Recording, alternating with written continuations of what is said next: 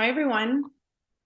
I am going to attempt to bring forth some useful information for everybody today. For anybody who's been following this thread, I've been studying synchronicity and basically what it is to be the mortal mirror. And also energetic osmosis, how we can absorb and why we're absorbing the imprints in our reality, imprints that come from other people, visual symbols that we can see in the world, how that gets imprinted onto us and put into our field, and also imprints from other people's energetic bodies and their minds. So this study has been going on for quite a while. And after I put out the last video describing some of my personal experiences with this, I got some information that I wanted to share. And it was a really nice opening. This is why I like using synchronicity and kind of following the threads and bringing forth things that we're going over in terms of like our studies and what we're experimenting with, because there's always like an unraveling and a greater unfolding, right? And only we can kind of follow that thread. We each have our own threads that we're following. So yeah, so one of the threads that I've been following has been related to synchronicity and related to how we absorb things in our environment. I discussed how things come in through the mind and how also we're just absorbing through like this energetic osmosis. And then depending what element you're working with, like what your predominant element is, then you're going to experience that in a different way. And so I came across this woman's work, and I'm just going to straight out share my screen. Let me see here. So this woman's name is Veta Austin, and I'm super grateful to have found her work. I found it through Dave from Generation Z, which I got led to help me unravel some of this stuff. And it just came in at that time, right after I put out the last video. And so I'm super excited about this. I already started experimenting with water and producing some of this, and then trying to understand the deeper layers involved. I really like when spirituality and science can merge and combine and really, start to explain some of these things for us to just, slowly come into a place where we're in a healthy state with the world and with each other. And so Veta's been doing this work for about 8 years, and she's been observing. She's out in, I think it's New Zealand, either New Zealand or Australia. And she's been, actually, I'm pretty sure it's New Zealand. She's been working with water. So I would consider her sort of like, her ancestral lineage has allowed her to really start communicating with water. And a lot of people have already, like Dr. Emoto, for example, has already used cymatics, right? So with sound and water and looking at the different imprints on water, depending what the frequency, what type of hertz or frequency is applied to the water will produce a different cymatics, like a different design. And and then you can see, like, for example, classical music versus heavy metal. So, or love versus hate, right? And so everybody was saying, well, is heavy metal bad, right? Because you have this like crazy, it doesn't look like a very harmonious design. But everything is relative. And so I'm going to dive into that a bit deeper. And in terms of Veta's work, she works with the fourth phase. So basically imprinting either an image, like under the Petri dish, or an intention, or a sound, or just placing the water in an environment, like in front of a movie, even. Like, she's done all these amazing experiments and has thousands and thousands of photos, works with teams of people who are also doing the same and photographing. So this is legitimate research and study. And she works with the fourth phase, right when the water is kind of in between the liquid and frozen state. And so She captures how the water is responding to the stimulus that she is providing it with, right? Sort of like emoto, the water responds to the stimulus. And what we're seeing with water um, is that it provides like this mirror imprint, right, of what it is. So in terms of like here you see for written number 4, you have 4, which shows up. The braid, you know, it just kind of replicates the image, the photo of a face. This one's like an awesome almost drawing, or like it's such a piece of art to see the silhouette of this woman's face show up in the water, in the ice. And so on and on she goes, and she's repeated these, so they're repeatable experiments. I started experimenting with them, and as well I was able to receive or imprint images onto the water. I worked with ruins, and you're first just recommended to observe your water, because depending on where you're sourcing your water from, it's already going to be imprinted with something. And so natural spring water, like a healthy water, will often have like just fern, kind of like a fern designs on it, and then if you're using like bottled water, you might see more like kind of chaotic designs with jagged edges and so on and so forth.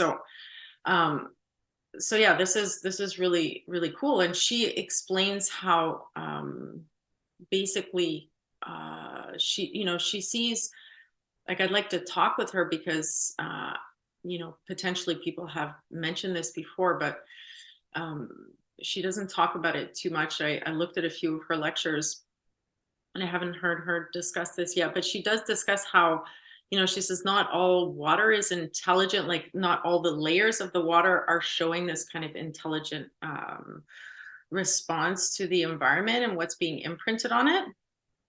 But I kind of see, I've unraveled that a little bit, and I think that the whole body of water is intelligent in terms of communication and like what it is communicating back.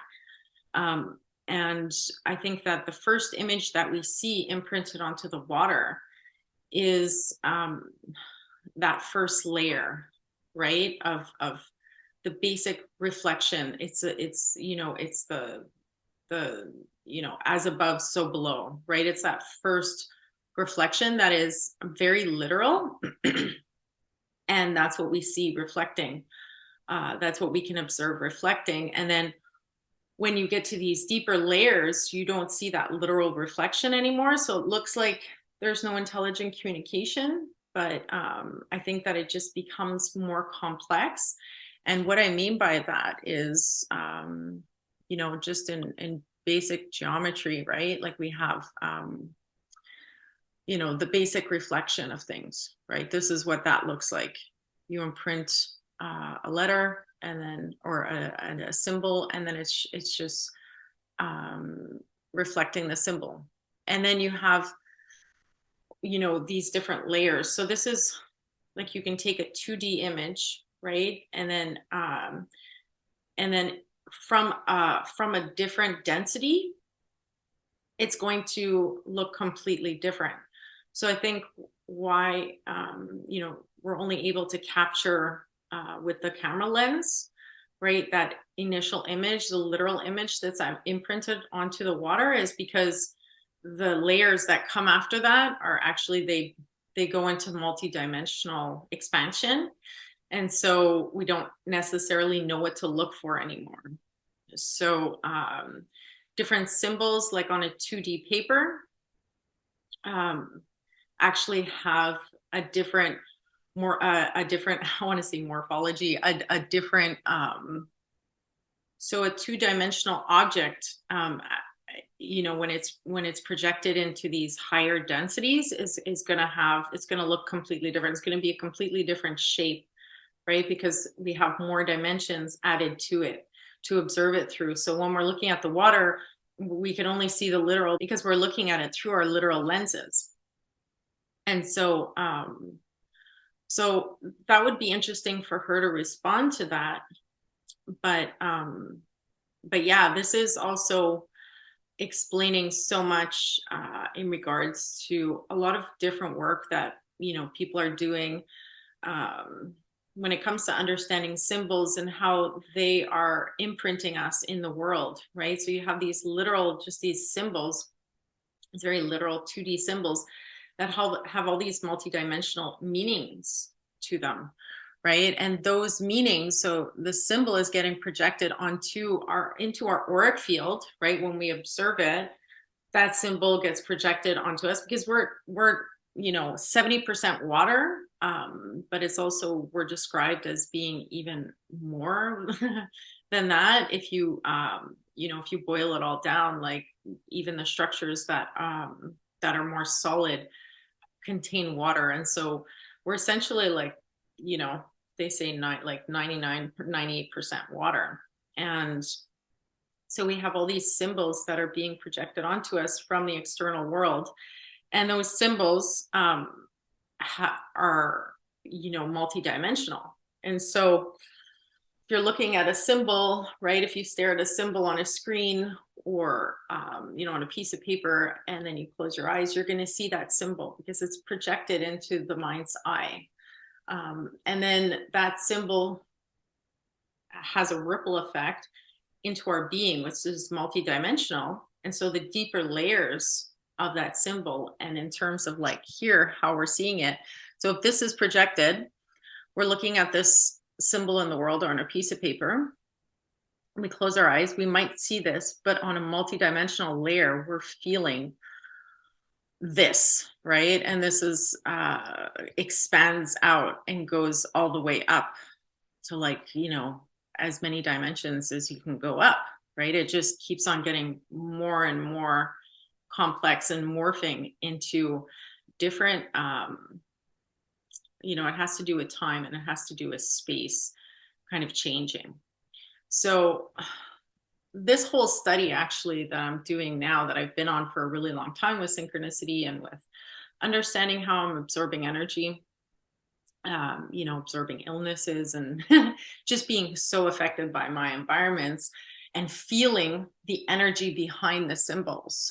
So empaths, are people who we can look at something, a literal image of something, but then we get all this information from the multidimensional aspects of it, right? And that's what we're tapping into, and we're feeling like this. We can see this, but we're feeling this.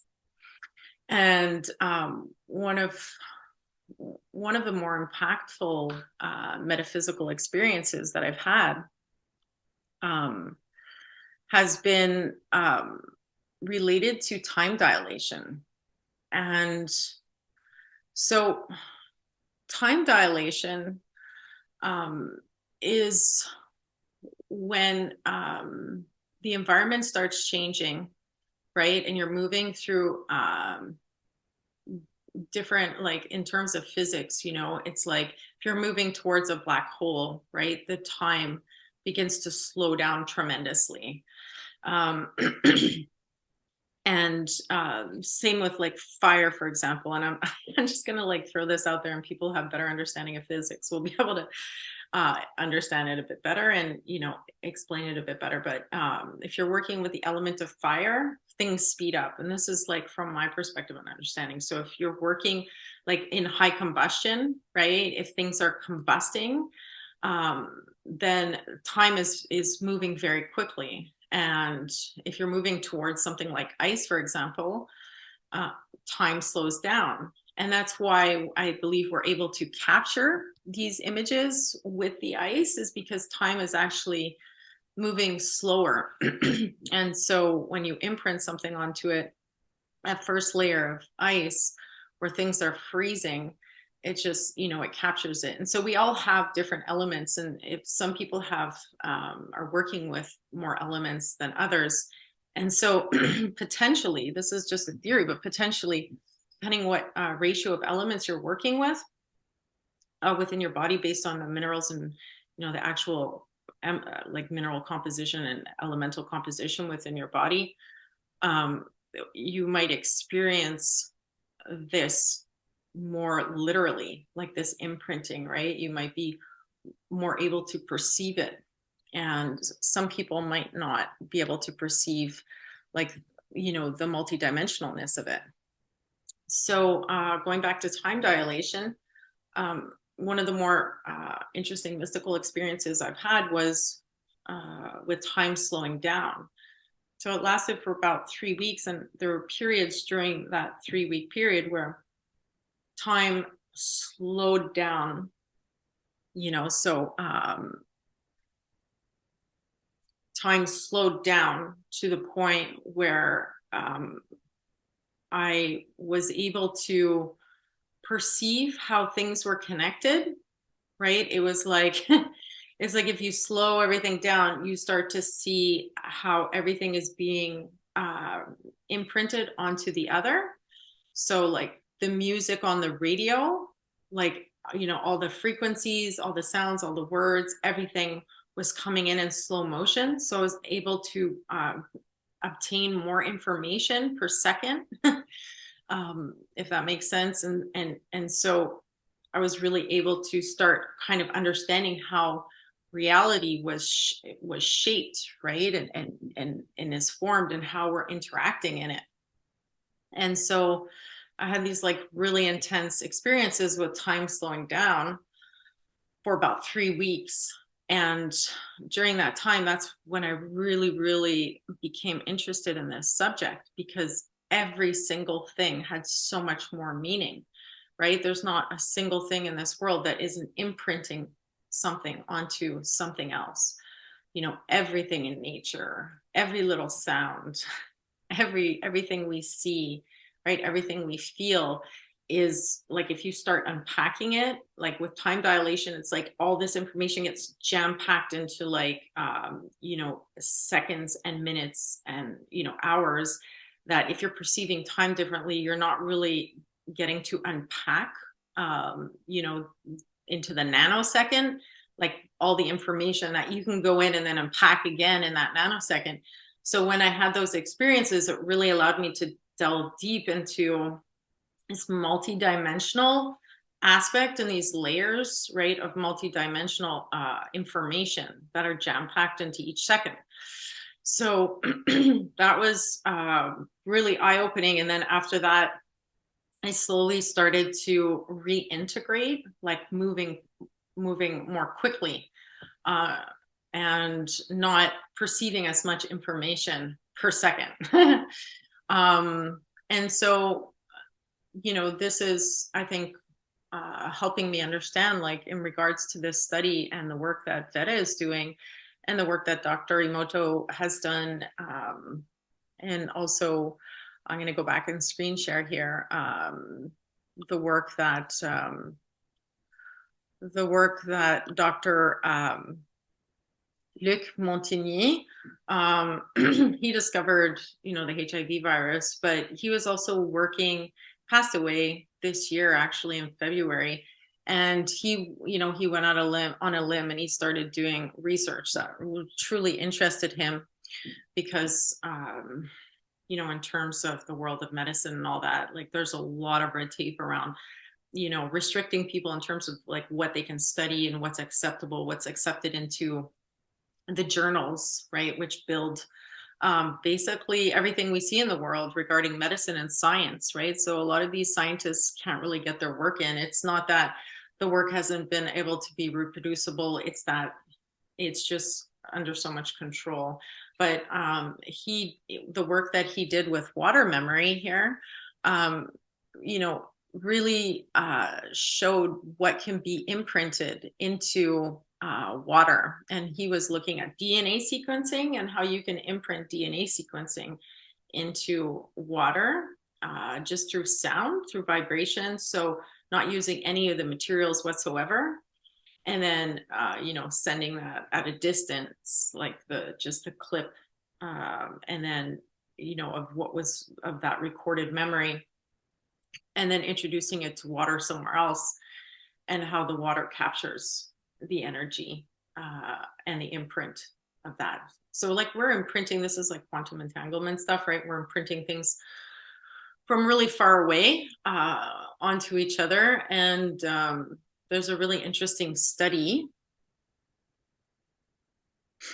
So there's a really interesting study that you can go and find online, and it's DNA modification through remote intention. Um, and so, reading through this, it's totally legitimate study, and it just shows how malleable we are, right? And we are constantly being imprinted upon and imprinting upon our environments. So we do, in that sense, have the power to alter things, right, through intention.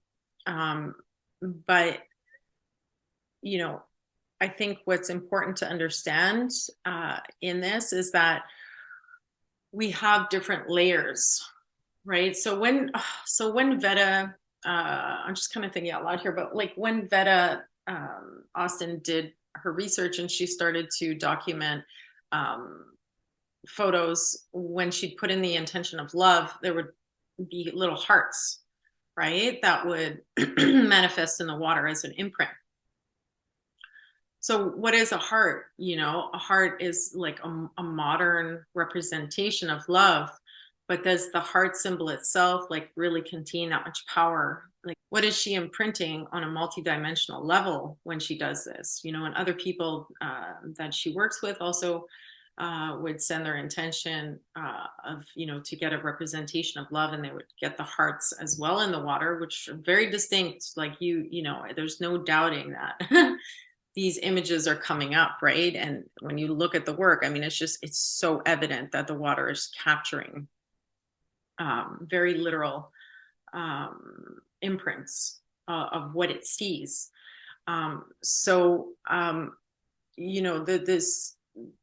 This idea that she would send like an intention of love, and then a heart would be imprinted into the water is very interesting. And I think like we should look at this because the heart was only really, like, the symbol of the heart hasn't been around for really that long. It's only came into being, like, it's only been around since the Middle Ages.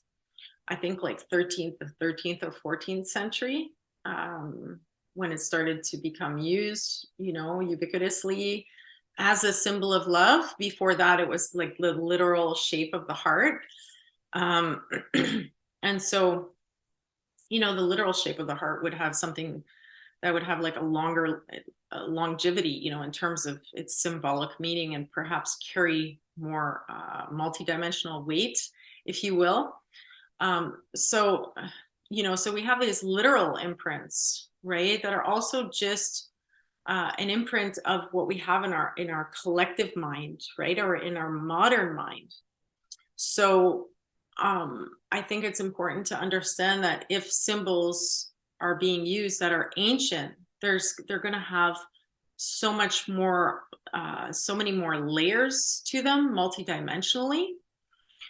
And unpacking that is important. I think that's why we have to understand where specific symbols come from, and what is packed behind them, what is the story behind them, what have they been used for, what are their powers, right? And this is what we're kind of looking at, because if we're being imprinted with symbols that are benefic, versus symbols that don't have our well-being in mind, then we could just look at it plainly, like symbols that cause entropy, right? And then symbols that allow us to come into a state of growth and expansion. So we have to look at all this because it is obvious that we are being imprinted with symbols. It's just plain and simple. And this is something that I've been very sensitive to. So this is something that I'm studying and understanding. And so where am I going now? So let me just say, I guess I can say quickly that,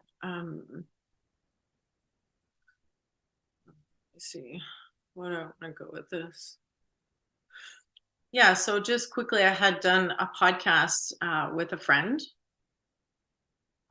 two friends, and they were discussing how, there are kind of like some articles circulating about how the water had been imprinted with different symbols from satanic cults, for example, and that the water was demonic, right? At different concerts. I think it was like a concert specific in Austin. Like they were giving out free water, and someone started talking about this. They're like, the water, the water's been hijacked with, and this is what they were referring to, is this imprint of different symbols that you can put into the water, right? So it's always important to purify your water, and that's why the movement towards spring water has been so important, because if you look at the configurations um, within spring water, they promote life. And if you don't have access to a spring water, they sell so many different devices online where you can change the structure. Right? We're changing the structure. We're not changing the chemical composition of the water. So if the water is tainted, right, there's toxins in the water, it's not going to remove them. If you're changing, it's not going to remove them if you're changing structure. But you should look into like reverse osmosis or some sort of like carbon-based filter system for that. But you can change the structure, which does have an effect, an immediate effect, because we're also made of all these different layers, right? And so it's like a ripple effect. So if you stamp something with a specific symbol, it has that ripple effect into the multidimensional you. And so I have this singing bowl here, and it's a beautiful crystal singing bowl that I went to an actual crystal cave and acquired. And I've been putting my water in there and just, making the bowl sing and watching the cymatics on the surface of the water, and then setting beautiful intentions into it and drinking it. We have been aware of this stuff for a really long time. Like it's in new age culture, right? We've been talking about this stuff, but really understanding the science behind it and doing experiments for yourself at home where you're freezing water. On Veda's website, I think she sells like different little parts of her, of her work that you can purchase. So you can just purchase her technique, right? How she freezes the water for $30. And so, you can start to use her method to do these experiments. And by experimenting with things, this is why I like experimenting. By experimenting with things, we really start to have this we get involved with what it is. And we can see, there's different types of learners, right? And I'm very visual and experiential. Like I need to see and experience things to truly start to understand them, right, in this multidimensional way. And so I think a lot of people that have been exposed to the power of symbols and like how they're affecting us, but haven't really put the pieces together. Like, why do we want to, prime our water, right, with beautiful sounds and frequencies, and what does it all mean?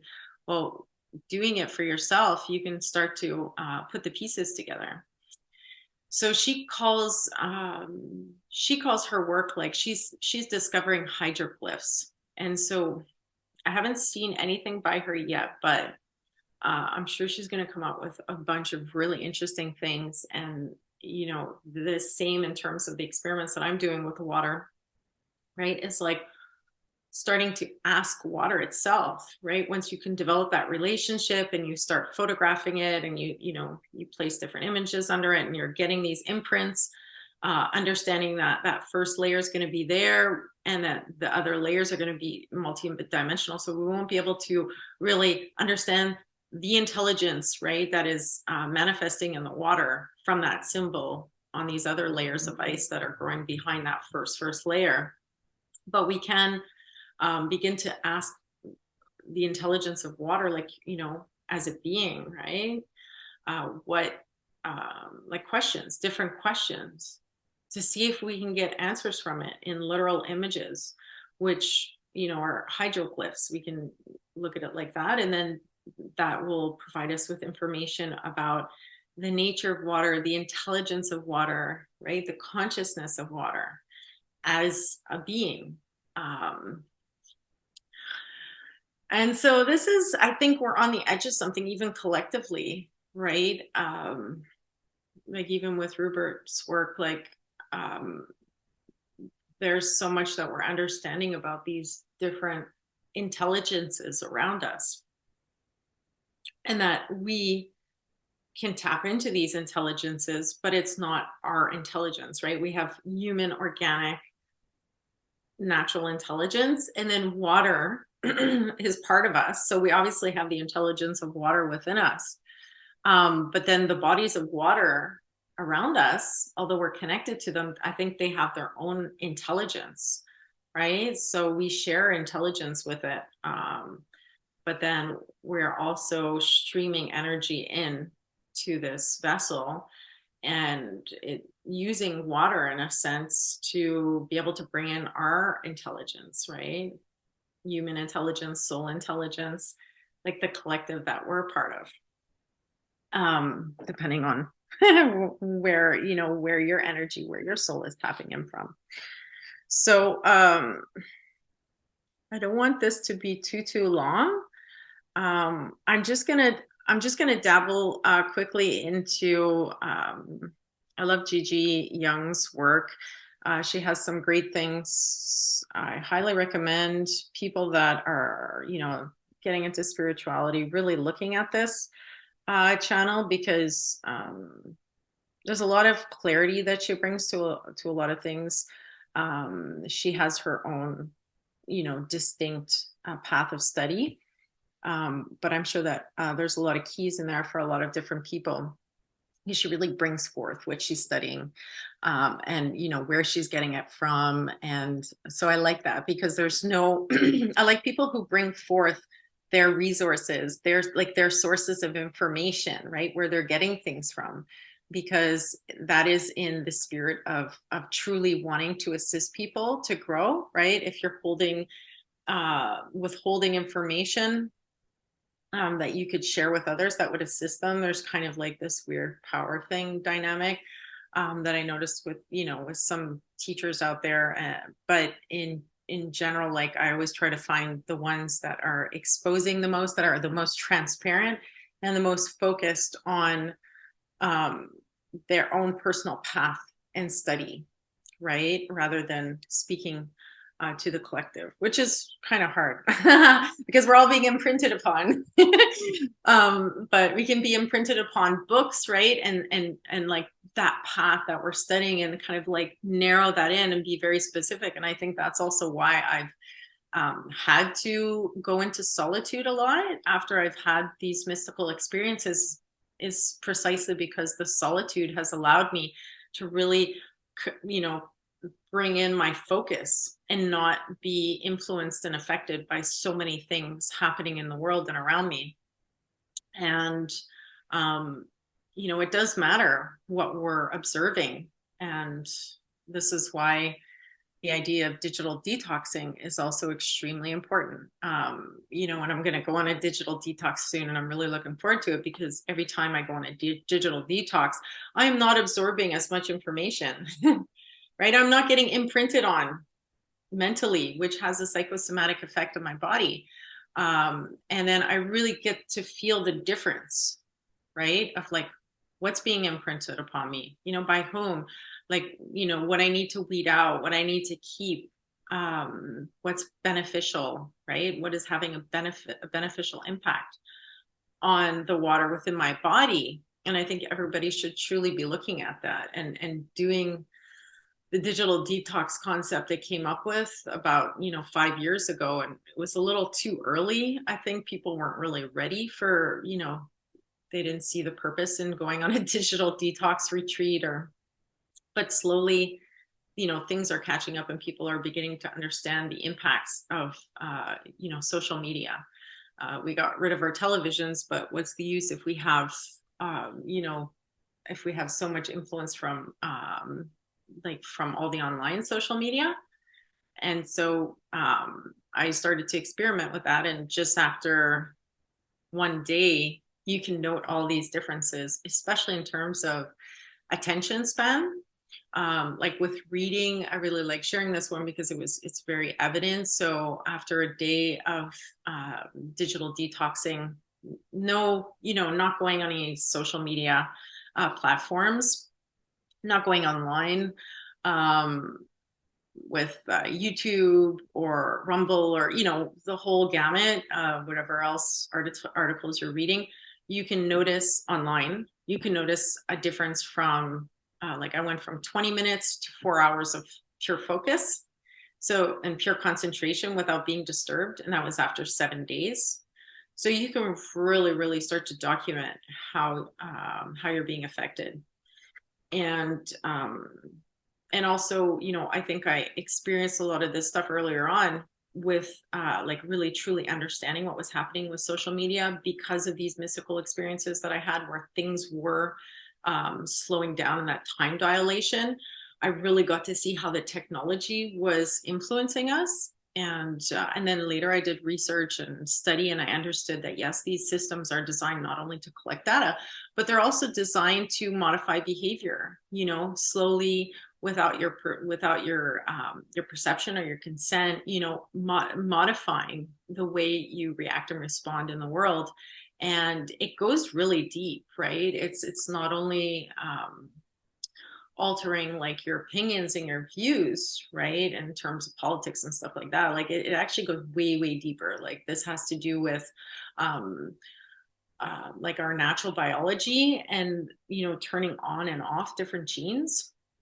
So we can go back to, for example, where is it? This right here, with DNA modification through remote intention. Like this is part of it. So, coming into all this information earlier on, it's been a little frustrating because people need to catch up in their own time, and everyone's kind of working on their own path and doing their own thing. But I am aware of this, so digital detoxing, yes, it is important. So just going back to, because I'm kind of rambling right now. Whoops. So what's going on here? Okay. Gigi, where are you? Yes. So just going back to Gigi here.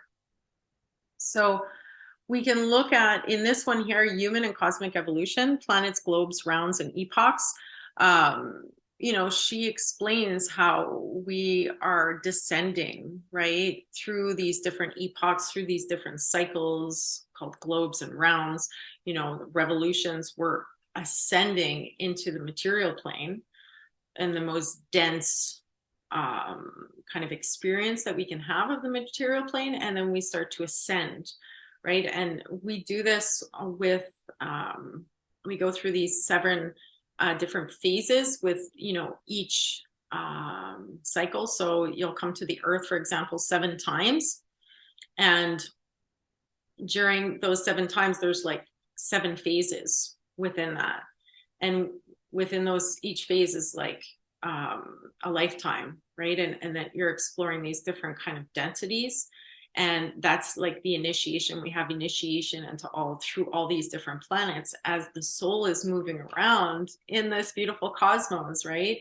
And so we're here now, and people are experiencing different things based on their level of density and their level, like what they're being initiated into. And so that's why it's also important to understand that everybody has their unique path. And when you're taking on, for example, like in people that are similar to myself, aren't as dense, right? And so this is why all these things are perceptible to me, right? It's kind of like, it reminds me, I have memories of Lemuria, right? When like we're more like jelly beings. I have very specific memories from that time. Things are just like, everything's interacting on such a different level, and there's no hard edges, right? It's like everything's kind of moving together, and the interactions are very different. And I feel in a sense similar, like, some of the experiences that I've had here in terms of energetic osmosis, right? You can just imagine like a watery environment where things are absorbing and there's no hard edges, right? So some people are here on the world, on the earth right now, and there's very hard edges. Their auric field parameters are not malleable. They're not permeable. Like, so they don't experience all this stuff that others of us will experience. And so anyway, she goes into she goes into this, you know, all these different stages, and she explains like the different rounds, like the globes. I thought this was extremely helpful, and just to understand all of this and kind of like try to also understand like where you are, right, in your journey. And like, if, you know, I think the empaths are just like, they're, you know, you can kind of pinpoint it if you go into studying all this stuff. Like you can kind of begin to understand where you're at in terms of malleability and like absorption, and why you're absorbing so much information, and why you can perceive as well these multidimensional layers of reality, right? Because if you're in these higher, if you're, you know, let me just take this off here. If you're in the arc, right? If you're descending, you're moving towards embodiment, right? So you're coming into more physical dense, like a physically dense experience of reality. And so your edges are, you know, are hardening, right? And you're becoming less malleable, less permeable. But if you're at the top of that, then you're still very permeable, right? But you can be on Earth, experiencing that in that realm. So you have all these different densities and layers. And then if you're ascending back up, out of the physical plane, right? Depending where you are in your cycle of learning, and like what initiation you're in with the earth, then you're going to be experiencing sort of the same thing, coming out of density, coming out of embodiment, and then moving back up into, you know, from water, from this more like from ice to, you know, evaporation, right? And the steam, like that sort of phase. And so depending where you are on that arc, like you're going to be seeing different dimensions and different layers behind the literal imprint of each symbol, right? So some people are going to be, they're in the physical, they're in the most dense phase of their evolution, right? And there's no like good or bad, or like one person's like ascended, like there's none of that stuff. It's just we're all at different places in terms of what we're here experiencing. And so if someone's in the very physical, physical phase of their initiation, then they're just going to see the literal, right? They're just going to see that literal image. But if they're in a more malleable state, right, and they're either still descending or ascending, then they're going to be perceiving these different layers that are in these other dimensions.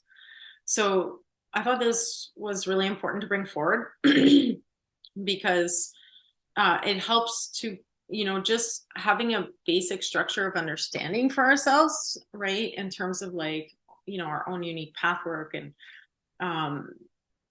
you know, the Theosophical Society has a lot of information, like Rudolf Steiner and stuff like that, that just puts things in perspective. And each culture does, right? If you go into, you know, the Vedic, like the Indian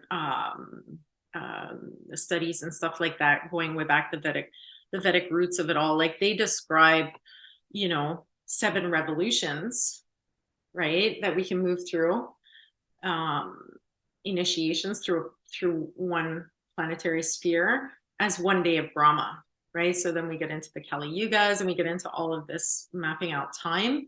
And that's mapping out the soul's evolution through these different spheres. And so understanding that helps us understand where we are, right? Because then you can say, there's different groups of us that are experiencing things in a way that is not so dense, right? We don't have hard edges. So it's going to be a very different experience. And then knowing your lineage, like it's just so important, right? Knowing what you're here doing, understanding it ties into the ancestral healing, it ties into your lineage. You know, because if you're in these less dense places, like for me, for example, like I'm part of the deer people. So the deer people, like there are specific people that incarnate on the planet that are deer protectors, right? And the reason why this is because the deer people, they're they're very malleable, right? They are going to be absorbing things. Like, our nature doesn't have hard edges. So there's actually people that incarnate who are protectors of the deer. And, it's not like people that you necessarily call upon. It's just that everyone playing their role and function in the world, allows things to go smoothly, because what they're doing, as protectors of the deer, are going to be very specific to their perception and the hard edges that they have, in regards to working in these different dimensions, versus someone who is completely malleable, and absorbing, for example, right? So this information started to come through more and more and more, and especially as um, you start looking into all these systems, like the Mayan astrology, like, has so much. It's so simple. You can look at these other systems, like the Western astrology system is very complex, whereas you go to the Mayan and it just simplifies everything, and everything's really there for you. And then you can start studying, um, you know, just in terms of like what kind of symbols that you're working with through your lineage, right? Why do different symbols affect you more than others? And then that's doing the unraveling. Like, we are also imprinting symbols onto other people that we are unconscious of, right? And I think that's part of the work, is understanding, what kind of symbols we have within our energetic field that we carried in through the bloodline, right? That we're carrying on through the bloodline, or that we're carrying um, through the soul evolution, right? Different things that I brought in from my past life, like different symbols that I'm carrying within my energetic field, right? So we're all having to look at all, like, what we're imprinting on other people in the world, as well as what's being imprinted onto us. And then looking to alter, like, we're constantly altering reality in that sense. And if you can imagine only bringing in the best symbols, right, that relate to expansion versus entropy, like with everything, layered all the way through, like the whole reality field, in terms of like our water, our food, imagine like honoring everything, right? We're honoring the water. And then when we take that water in, there's like a reciprocal kind of healing that occurs between the water and the self, right? This is where this really comes from. So you can start studying by doing it yourself and experimenting yourself. And this is what I'm doing, and it's very, very interesting. So I just wanted to bring this forward. um I'm sure that there's other things that I'm forgetting. Yeah, so this is, it ties into absorbing versus emitting, and like finding that balance between both, right? Like, what are we absorbing, what are we emitting? um and understanding that, like, to heal in this world, like, we have to become warriors, right? That concept, like, I'm fully kind of understanding it. And although some of us, like I mentioned earlier, the deer people aren't naturally going to be warriors in terms of like what they're meant to experience through the initiations here, but um to a certain extent, like, you have to be able to go and absorb information from different people who are. So if you're not someone who's necessarily a warrior, you understand that you're getting imprinted upon, you know so much, right? And that's having an effect on how the structure of the water within your own body, and then what you're emitting, right? We have to be responsible for that. And then it also is affecting our health, right? It's affecting every decision we make. And so going to see certain people who specialize in, being the warrior, right, allows us to absorb from them what is necessary, at least on a minimum, in order to be able to heal. Because you cannot heal if you do not know how to protect it all from these different imprints. And it is very evident through all of the research brought forward that it does play a huge role in where we are moving on a collective level, like where the future of humanity is going, where the future of humans are, evolving to, right? It really boils down to these imprints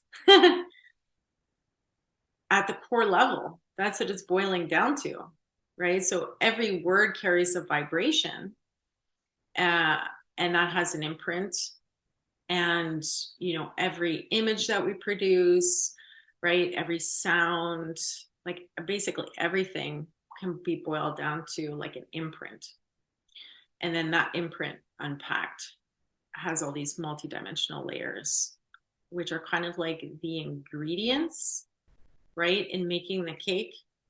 And so every ingredient counts, because if you put too much baking soda, right, or too much baking powder or whatever, too much like of one ingredient, you're going to throw the whole cake off. So like every symbol matters and every imprint matters. So, it can get kind of intense. And like I said, like when things really slowed down and I was able to like, that time dilation happened where like everything was standing still and I was able to like actually interact.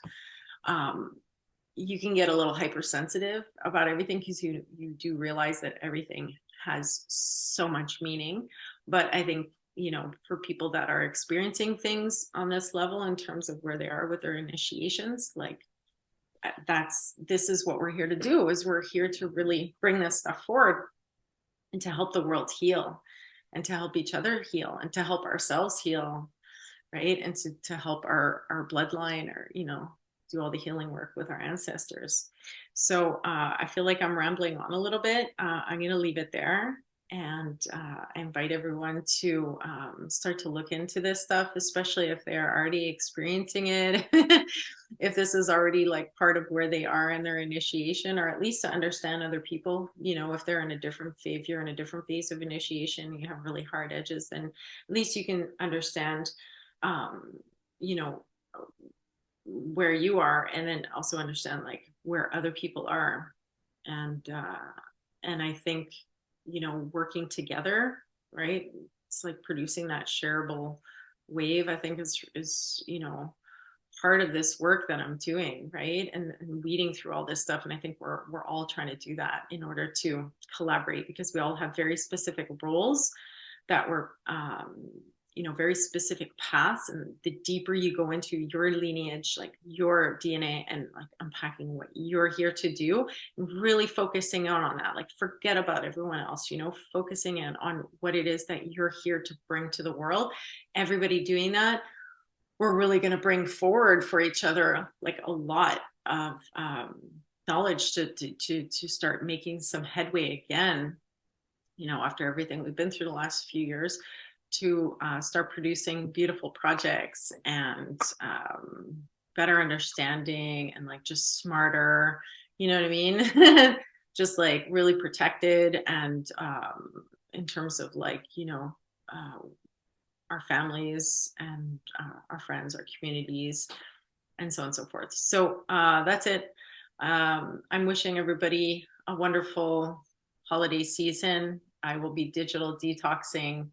Enjoy. I invite you all to digital detox as well, and really enjoy the peace and quiet that brings to the mind and the heart and the energetic body.